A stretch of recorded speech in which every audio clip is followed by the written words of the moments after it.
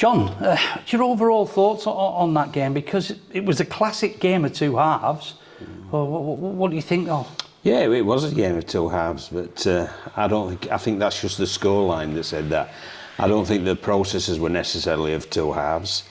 I think the scoreline was pretty harsh on how we played in the first half, and I think it probably reflected how we played in the second half. But the thing is, Barrow really took their chances, and they dominated possession, especially in the first half, and consequently they came away with a good scoreline. But I was pleased. I felt we took steps forward from the previous week, in that we had a never say die attitude. They really rolled the sleeves up at half time and went out there and nearly turned the scoreline on its head. But ultimately we were just chasing the game too much, and that's why they scored their last try, because we were promoting the ball at every opportunity, and obviously that one went to the ground, and then Toll picked it up and went over the line, and that's two tries they basically scored when we were in possession. So that's something really that we've got to tidy up.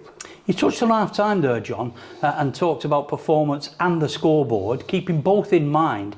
Was there a dramatic turnaround in the performance of your team in the second half? And if that was, what were you talking about at half time? No, we talked about still working for each other. That was the fact, is that our statement at half time was, we've never been out of this. The scoreboard might not reflect that, but we ain't been out of this.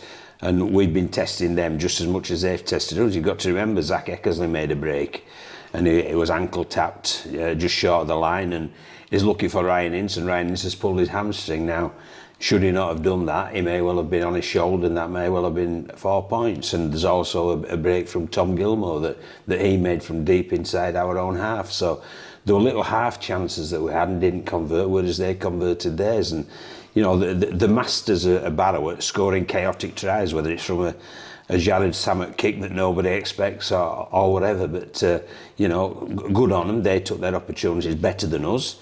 But I saw things that will certainly stand us in good stead for the future when we're doing it tough. We've been out of form, no doubt about that. I saw glimpses we're getting back into form. We've had injuries, no doubt about that. But Jack Owens got on the field, and Jack wasn't fully fit, but because he cares about his teammates, he cares about the fans, he cares about the club, he put his hand up to play, and I thought he did a mighty fine job. And generally, John, nobody must forget, I'm sure you're going to emphasise this, because you do as well, whether it's coaches, whether it's players, whether it's fans, this is a competitive competition.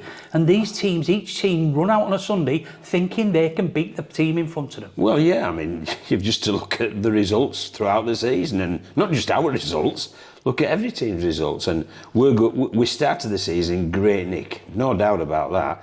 But for one reason or another, and we feel we know the reasons, but aren't going to share them publicly, we've hit a bad trot, and our form has been poor for the past couple of weeks. London here and probably Whitehaven away. But I saw signs of us getting back on the horse, and if we get back on the horse, we can finish the season with a wet sail. Plenty of rugby to be played then throughout the season, John.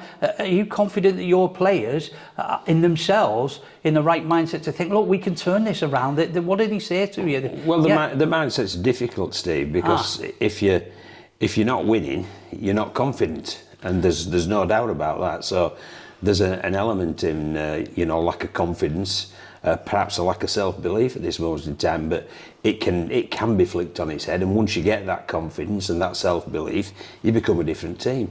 Batley had a bad start, and look at what they're doing now. And it's I think every team in the league, bar Featherstone, although they lost to Toulouse, you can say they've had bad trots at some point, and if you argue some haven't, you'd probably say, well, the dual one.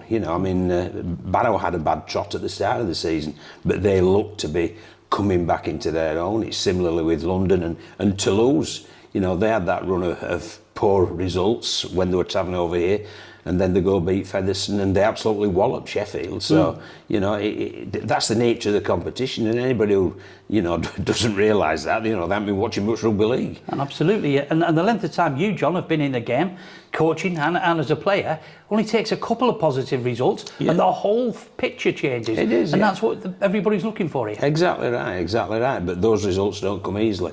Nobody gives you the results, you've got to earn them. And I thought there were signs that we're starting to get back to that.